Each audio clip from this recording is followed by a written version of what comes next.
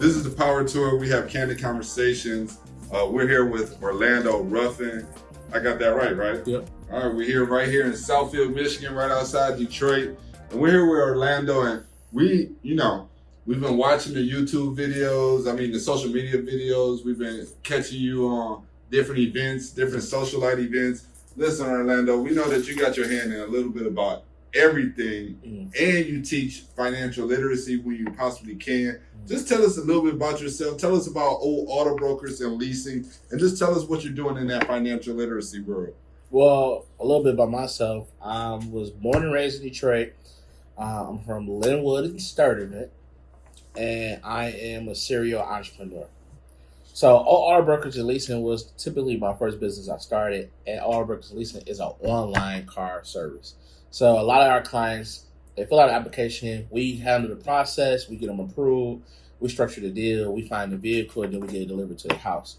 So our goal is to take all the hassle out of you when it comes to buying a car. We handle everything for you, and we charge a service fee to do that. So over the years, all auto brokers and leasing have turned into start educating clients, because what I have noticed is that people don't even know how to fill out an application. People don't know about bank accounts. Not everybody, but some of my clients, they don't understand even interest rates.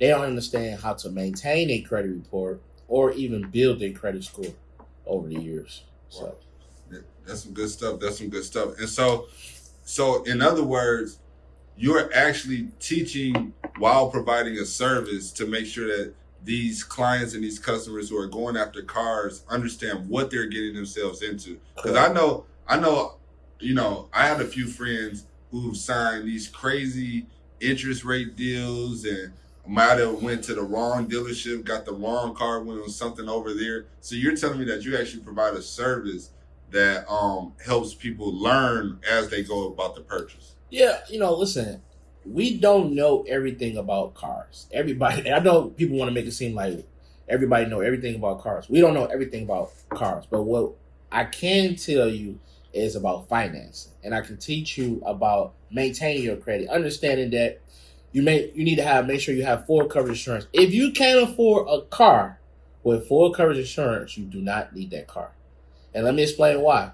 Because a lot of times clients get these cars and then something happen and they can't afford the full coverage insurance, and then they get into an accident, and now the car is totaled and they owe that debt.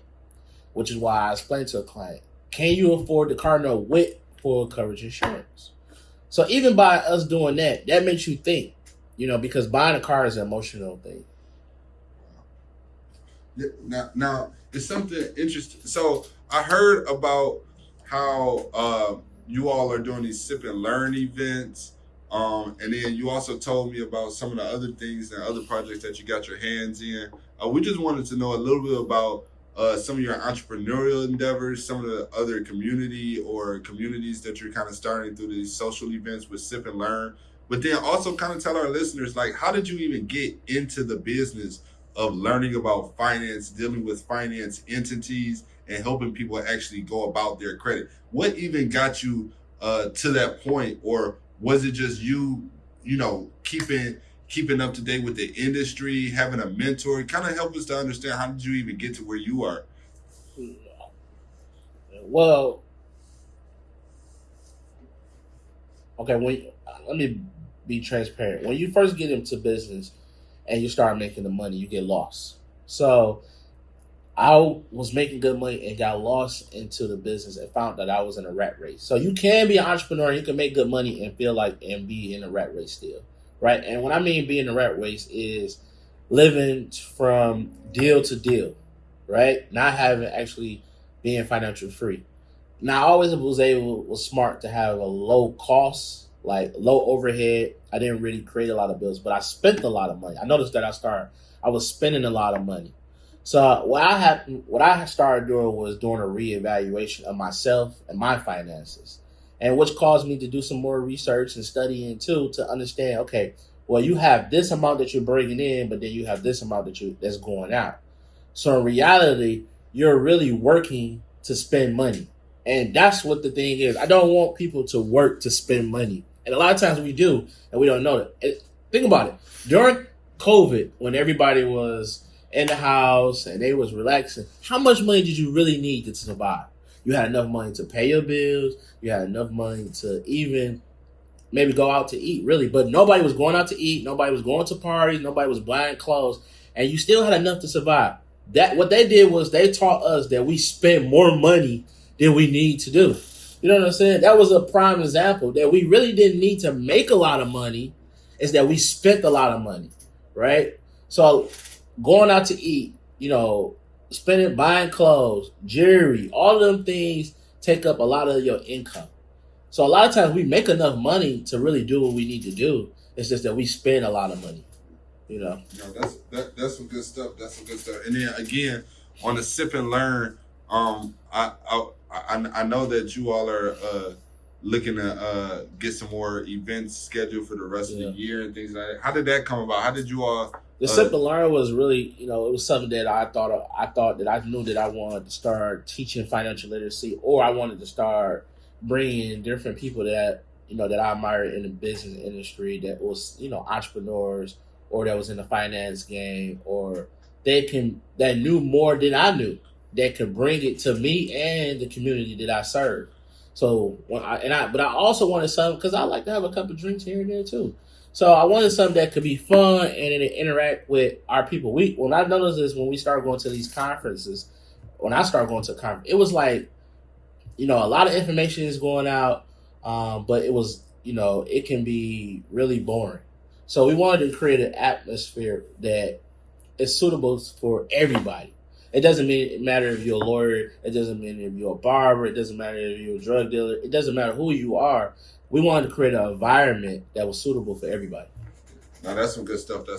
Listen, we want to ask you just one more question, just to let our listeners know, because what we'd like to do is make sure that if there's any resource, or if there's any way that they can be inspired to go after mentorship or anything else, that we do that in these candid conversations.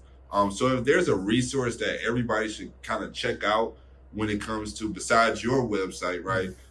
When it comes to going about a car, or going about thinking about business credit or credit, leaving with that.